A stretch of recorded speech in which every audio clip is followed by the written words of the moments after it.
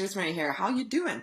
Okay, you want to impact many, you want to change the lives of many, and yet it feels tough, hard, uncertain, and you wonder when you'll finally break through.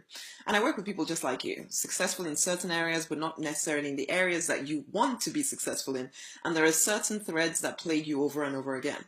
So 5 things. Number 1, how connected are you to source? It's one thing to talk about being connected, and it's another thing to actually live in the experience of it. Most people talk about it, sing about it, but feel actually very distant. When you long to be spirit-driven and you don't feel like it is your reality, you start to think that spirit has something against you and doesn't want you to reach your goals. And so then you hold yourself back because you're not sure whether you're on the right path for you. Your desire for a sense of connected spirituality takes precedence over everything, which is great. But then when you don't feel the connection, everything else is put on hold as you wait for a clear signal, a clear sign from the heavens that it's okay to move. This is the thing, the sign was already given to you in your original vision for what your life could look like. But you don't realize this because you feel abandoned and distant. Now, there are simple solutions to this feeling that will get you back on track, running full out after what you want to do, okay? So you want those solutions, right? So for one, make the decision to stop thinking that spirit is far away from you because, well, he isn't, okay? There is nowhere you can go to be far away. So why not choose that empowering thought that actually spirit is quite close to me and then act from that place rather than acting from a place of abandonment and I'm on my own and I'm not quite sure how to not be on my own any longer. Come back to the fact that you are connected, okay? Number 2, is your spirituality blocked up? This is an area that most people just kind of try to gloss over, okay? You can't do that, okay? They think it's irrelevant. Most people think it's irrelevant and think it's just for fun, and they don't realize the impact it can actually have on their results. Your sexuality can give birth to new ideas, to new life, and it instills in you a deep inner confidence and also instills in the people that you're here to serve a sense that they can trust you. Okay, because you're all open and there's no blockages inside of you. You come across a lot more charismatically when this area of your life is working. Leader, you must handle any issues you have in this area because you can't be like a norm with broken parts of you that you try to ignore. The work you're here to do is way too important for that.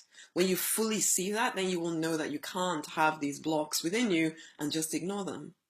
They have to be handled. Number 3, who is allowed to manipulate you? As a spirit-driven entrepreneurial leader, many in your current existence notice that you're pretty darn powerful, really, and they want a piece of that, okay? And you get dragged into many dramas that are not yours to handle, but you think you have to. And as you're not feeling all that connected to your internal wisdom, your higher power, then ultimately you don't realize that you're just jumping off your narrow path to go help people who can help themselves and who are not yours actually to help. You begin to do this whole saving the world thing that it's just more about you pleasing people than it is about you actually doing the work that you're here to do.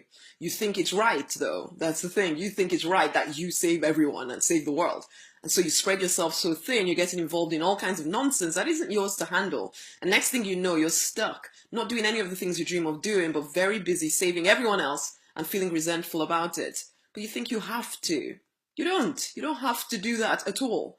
And if you would dare to actually ask the question of spirit, you would know this, okay? But you think that being spiritual is equivalent to being a pushover.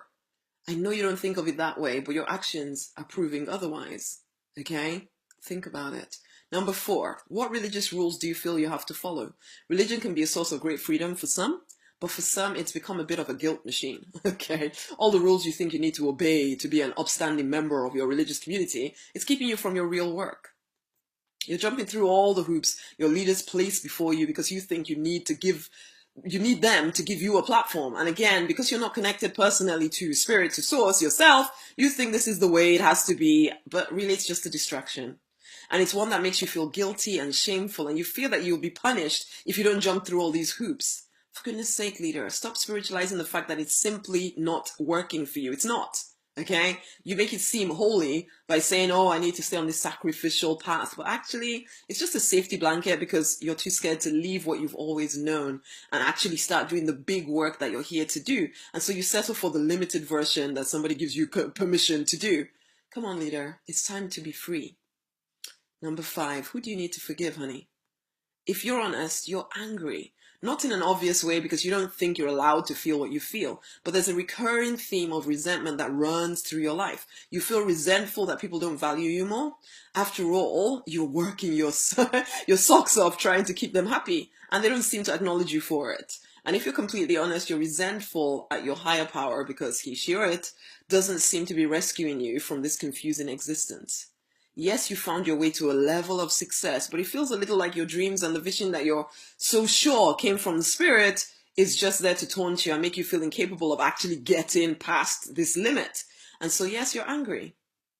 As you start to look at the elements of your life, okay, you feel as though lots of time has been wasted being manipulated by others, and you're angry with yourself and also with those other people. But again, you bury it all and keep doing what you think you have to do.